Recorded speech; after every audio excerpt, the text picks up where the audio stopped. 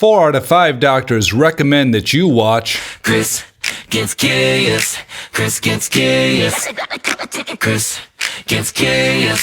Chris Gets Curious. Pow Pow! I hope you're having a beautiful day today. I got you some fun clips, as well as some clips I went and took myself, so you might just enjoy it. You can now buy this housekeeping robot for just $8,000. Meet Isaac One. San Francisco startup Weave Robotics just launched it, a wheeled mobile robot built to tidy up rooms and do laundry. Its daily reset mode makes beds, straightens pillows and blankets, and puts toys, shoes, and clutter back where they belong. Laundry Flow finds dirty clothes, empties hampers, folds them, and puts them away. It rolls on wheels with a torso that collapses to 3 feet or stretches past 5.5 feet tall. But it's not fully autonomous. Weave says human operators can step in remotely whenever needed to finish the job. Privacy is core to Isaac One's design, with physical cues that inherently make clear when Isaac One is working and when it's not. It has a battery life of 8 hours with charge time of 2 hours. Price, $7,999 upfront or $449 a month after a refundable $250 deposit. California deliveries begin this fall. The rest of the U.S. follows through 2027. Weave's first robot only folded laundry. Isaac One is the company's bet that home robots are ready to leave the lab and enter your living room. That's really expensive just to fold some laundry at the moment. But that guy looks a little more friendly than some of the other ones they've introduced. At least he looks soft, if he ran into you or something. But I still hate the ideas that they always have this human person on the other side just watching, folding your laundry in your house with this robot. It's creepy.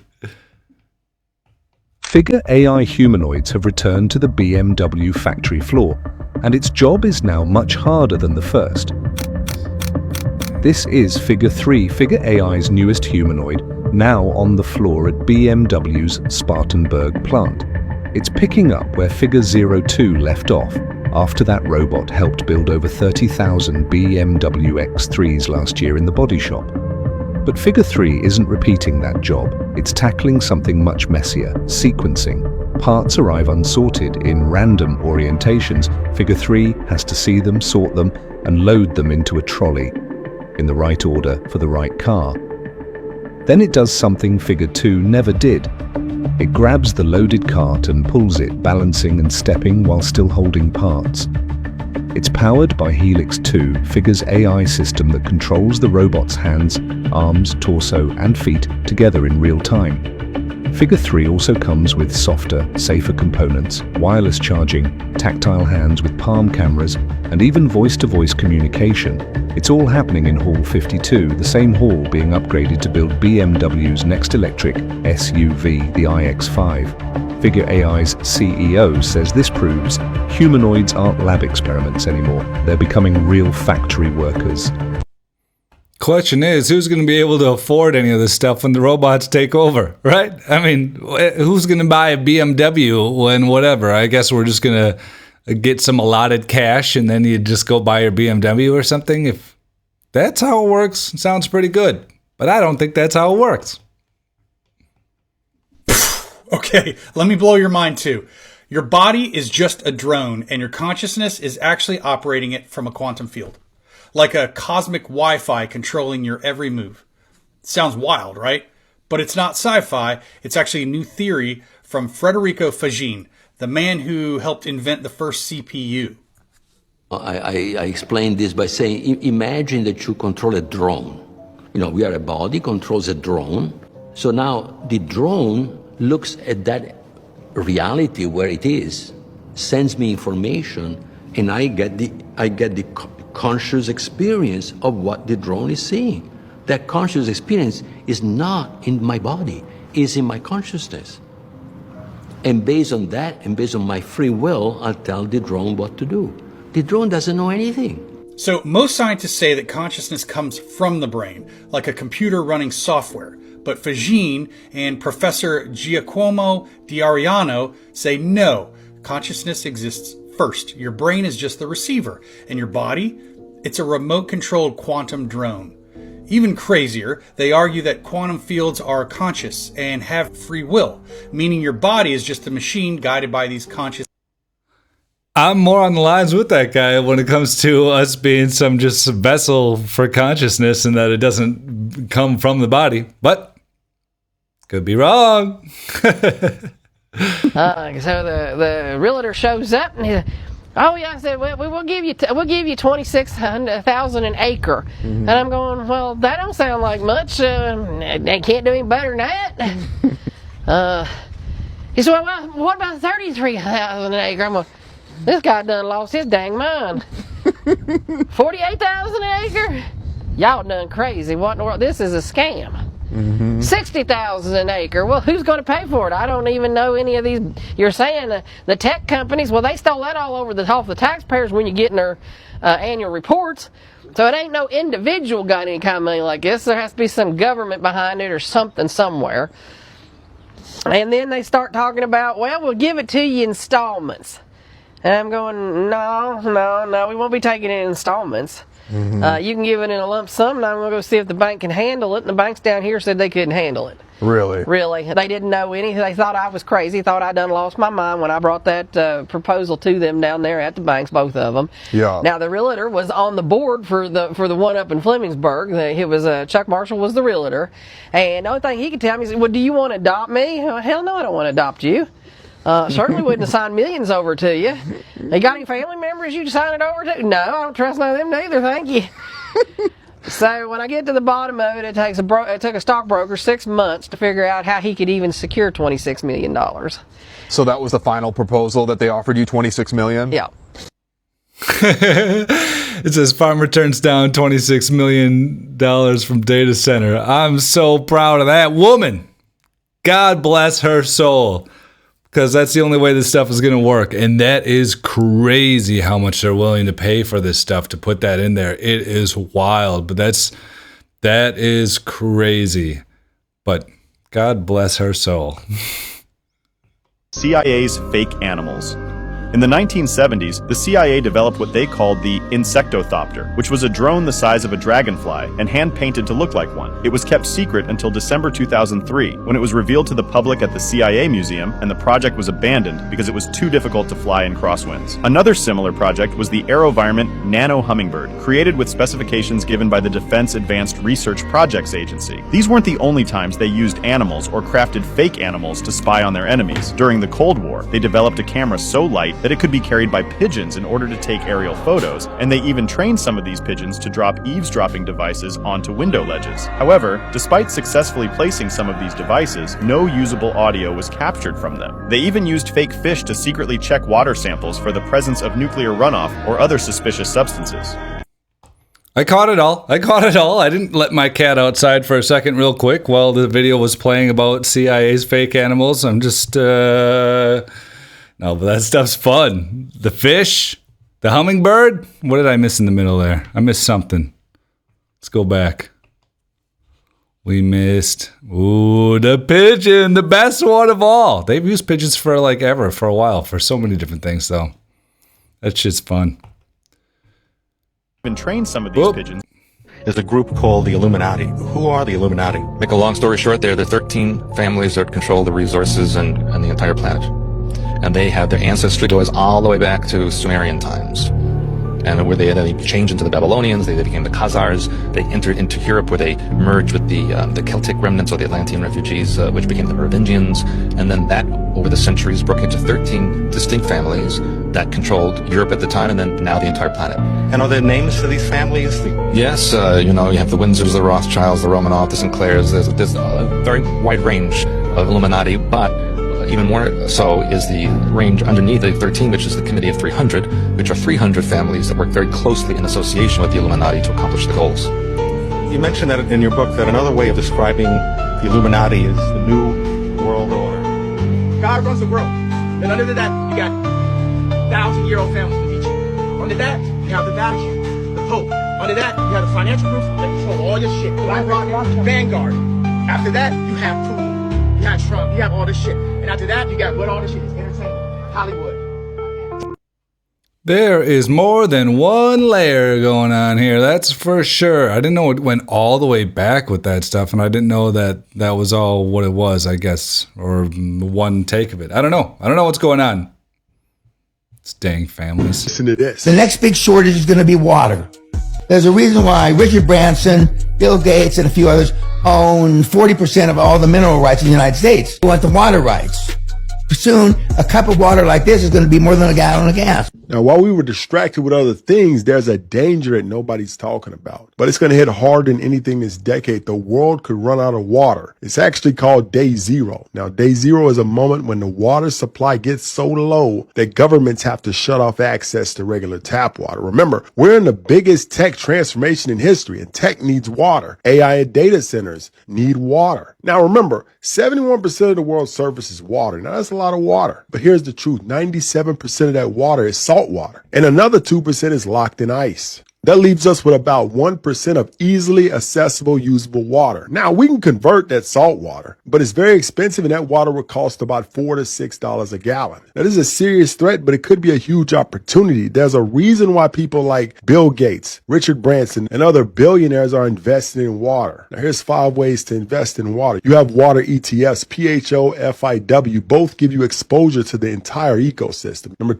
I don't know, you can look up how you want to invest into water, but I keep on hearing this. I don't know, it's just like sketch. I hate this, and whatever the idea that we're running out of water. But we are making all these data centers that are obviously running on tons of water. They're probably building underground, cities or whatever that need water, so they're just sucking it all down there. Whatever else. I don't know what's going on. But it seems like another dumb scare because... oh, the AI needs water. It's like, no, people actually need water. Other things need water. I don't care about this AI once again. It doesn't need water. I'm thirsty. The computer's fine. 2, you got water utilities. After you're done watching this, you will start to question your entire life. So this bizarre experiment exposed something very wild about human behavior. Scientists put 5 monkeys in a room. In the middle of the room, a ladder. And at the top of the ladder, bananas. Every time one of the monkeys tried climbing the ladder to grab the bananas, the scientists sprayed all of them with freezing cold water. So naturally, after a while, the monkeys learned. Touch the ladder, everybody suffers. So they stopped trying. But then the scientists did something really weird. They removed one monkey and replaced it with a brand new one. Now, obviously, the new monkey sees bananas and thinks, jackpot! So it runs for the ladder. But before it can even reach the bananas, the other monkeys start to pull it back down. Eventually, the new monkey learns, don't touch the ladder, even though it never got sprayed with cold water. Then they replaced another monkey, until eventually, none of the original monkeys were left. Meaning none of the monkeys in that room had ever actually experienced the punishment, and yet none of them would touch the ladder. Why? Because that's just how things were done. Sound familiar? Because a lot of people are living by rules right now that they never question. Limits that they have accepted, not because they're true, but because nobody ever asked why. Where are you staying limited right now and never stop to question? What was the first thing that came to your mind when she was talking about this and limitations and things we may have forgotten or weird things that we have learned? The first thing I thought about is like the ability to like read minds and stuff like that and pick up on vibes and different stuff like that. I think a lot of that stuff has been like suffocated and just taught out of us, and you're always taught, no, that's just something, that's nothing, but like every kid inherently just does the same thing. And every person like feels very similar in a lot of ways with that. So I don't know. I just find that stuff interesting.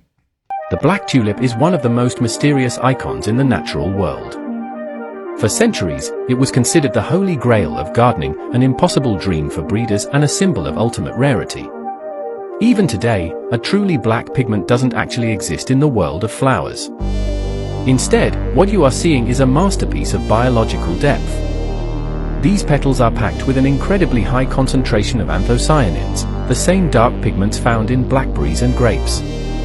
They absorb so much light that the deep maroons and velvet purples appear as a solid, midnight black to the human eye.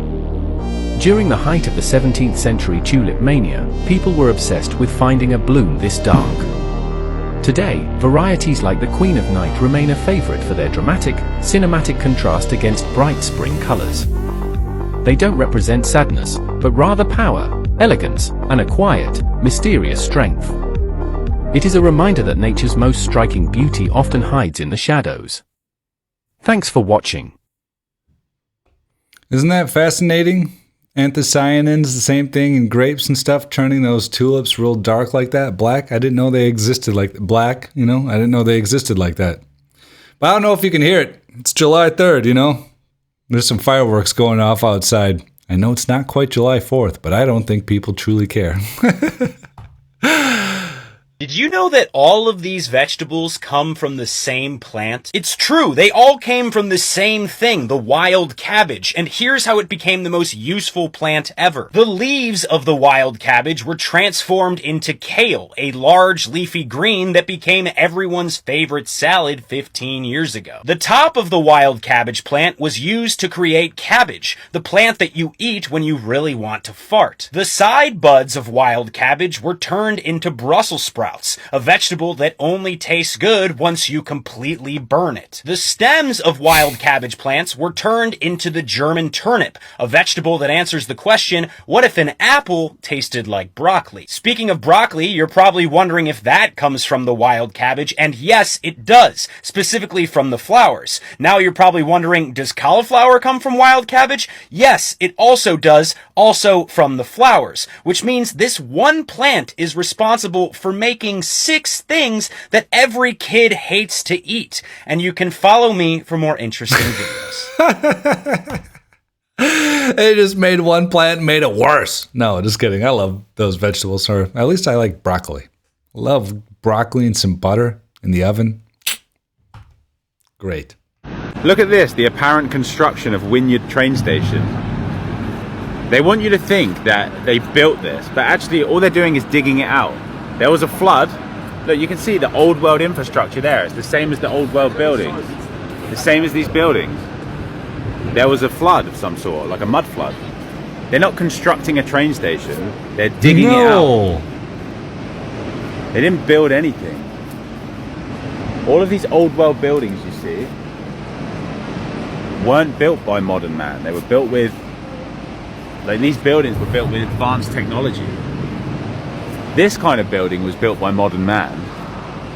This was just uncovered. Wynyard station construction. No, look, he's digging it out. You can see it clearly. That's what that is. They didn't build it. They claimed to have built it, but they just uncovered it. That's very different. And it's the same with the Empire State Building. You see those pictures of the Empire State Building with the guys sitting on the scaffolding? They're fake pictures. Photoshop and things like that have existed for way longer than you think. This is just a digging operation, not a construction operation. They just put like an I-beam there to make it look like they're building something. They're not, they're digging it out. Well, they were digging it out. That's what this was. Those train stations, trains are ancient technology from the old world. They just had to uncover it after all the flooding. And that's what it is. That flooding stuff all over the place. The idea of that flood, and I was thinking about that again today. Like, I still think it was like I don't know. I still think when I think of this mud flood, I still think of like liquefaction of the earth, and mud and everything kind of just settling all over the place. Because the buildings are still, all standing upright, although there are many of these old world buildings, or at least some I know in town. I live close to Appleton, Wisconsin, where the first house with light bulbs, with electricity and light bulbs, is. And that house is actually built right on the bedrock, and so is a lot of the other houses. So I think the foundation of some of these things is built right into the bedrock, which is why they stand forever. You know, I could be wrong, and I definitely think they made some slabs and stuff that or whatever to build on top of, but stuff's fascinating.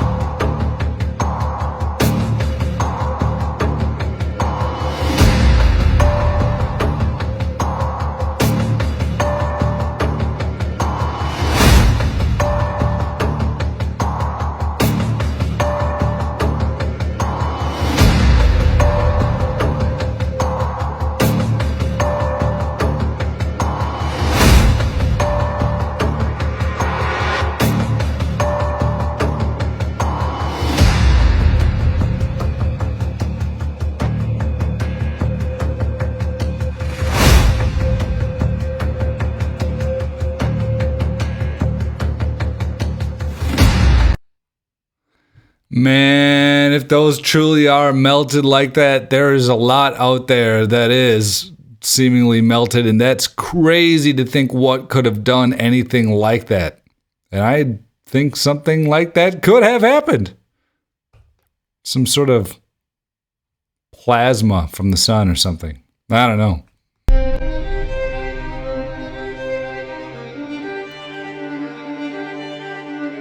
So I'm going to pause this real quick because I took some videos of some old world buildings today, and this one was in... Where is this one? I forget where this one is. In another country, not in the United States.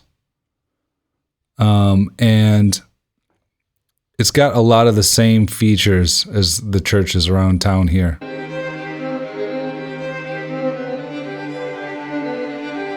This kind of stuff. Real interesting. All right, now here's the first church I took a video of. So I've been so frustrated. The last day, I've been working all day and all day yesterday. I got a real cool camera with a gimbal, and you can walk around, right, and film yourself and do whatever. But I got it because it also zooms in 12 times, so I could get some real good shots close up of some of these symbols and stuff, and some of these tops of the churches and all these beautiful buildings and this cool stuff, so you could really see it. But I've had such a tough time getting it to play and play smoothly. I've tried a bunch of different players and all this stuff.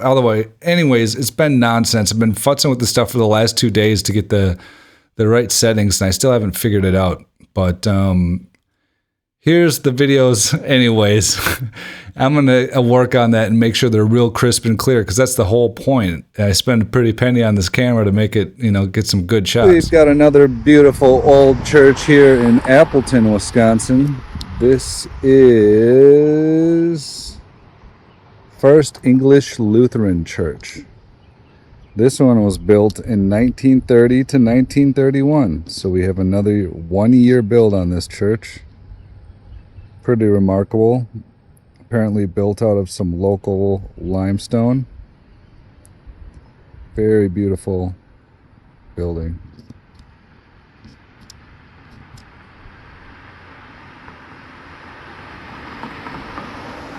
$1931, another 1 year build, no problem for these guys.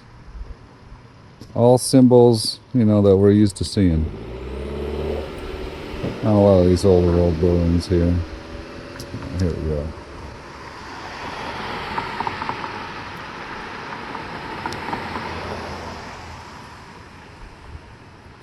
Little ether collector, always gotta have it.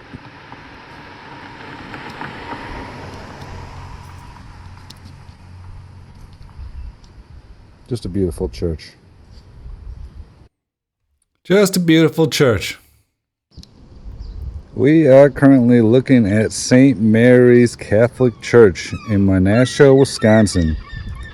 This church is the second church that was built here after the first church was destroyed on Ash Wednesday in 1883.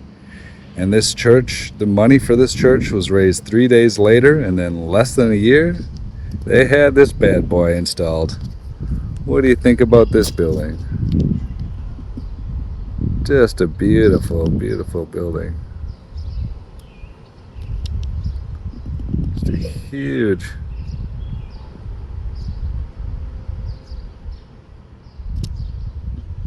It's got these ether collectors. What do you think about those? I see these on buildings all over. I wonder what this is. This doesn't seem like just, oops, doesn't seem like some sort of just decoration. I don't know, I could be wrong on that. A lot going on here. Real interesting. What do you guys think about a building like this?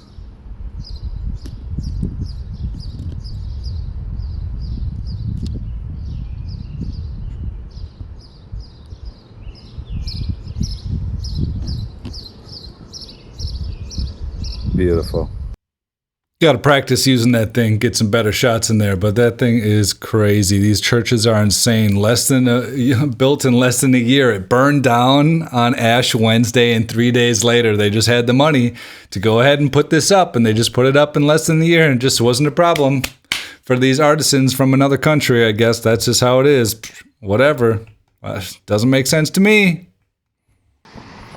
We got Zion Lutheran Church here in Appleton, Wisconsin. Another 1-year build from 1902 to 1903. Just another beautiful building. This is one of my favorites around town. It's got that big orb up on top. So crazy. More of these ether collectors way up there, all those little nubs. I've mentioned this church before, but it's just a beautiful church.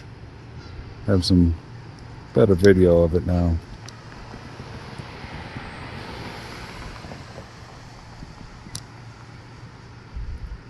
Very interesting.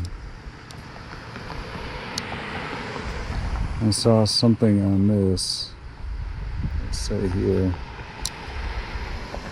I'm not sure what that crest is, a little bit far away, but we'll go ahead and we'll get a little bit closer.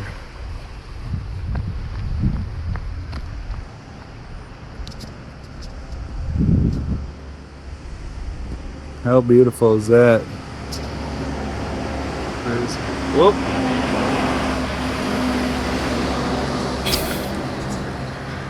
So 3D.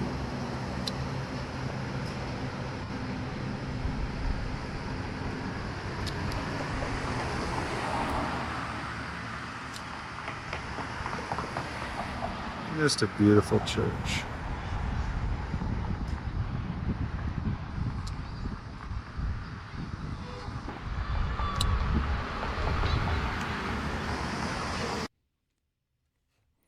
Crazy church. Luckily, I got to go inside this church. I saw someone gardening outside and asked them if I'd go in, and they let me in.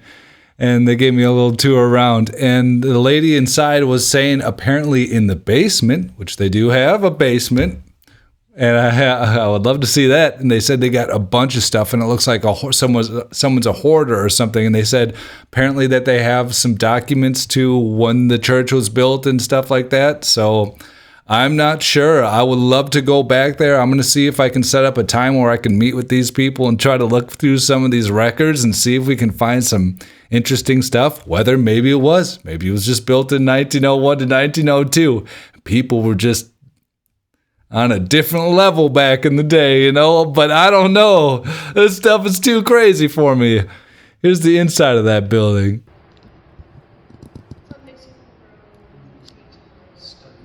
Beautiful organ in the back. Just crazy. It's not like you guys haven't been in a church before. These are some beautiful buildings. Just a beautiful church.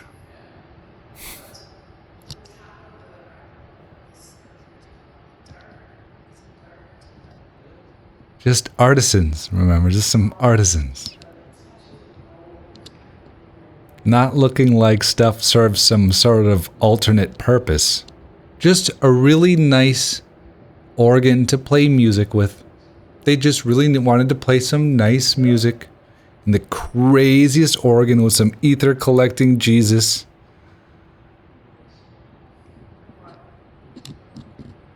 I don't know. I don't know what to think about this stuff, man.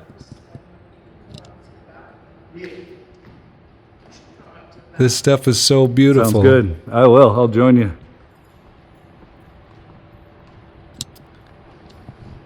And then they let me follow them upstairs, and I took one last good Got shot. a beautiful organ here. You can see all the pedals, everything going on. Never played one.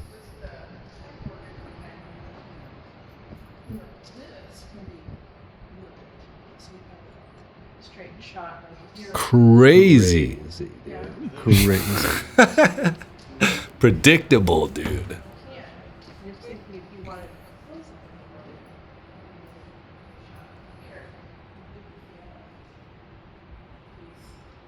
Beautiful color, too. I mean, come on. Beautiful. One here, another one right here. Piano can just be.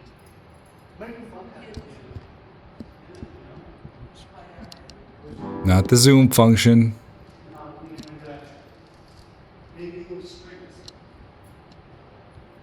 That stuff's crazy. What is going on here? What do you think this really is? What do they claim? Does anybody know what this is and what it's supposed to be about? Why they have it and it's so like this? Like decorated with all these sort of antenna-like things, just like all the structures and stuff. It's seemingly in these same sort of degrees. Like all this stuff had some other sort of role. You know? I don't know. There's a lot of things I don't know. But I hope you guys like this video.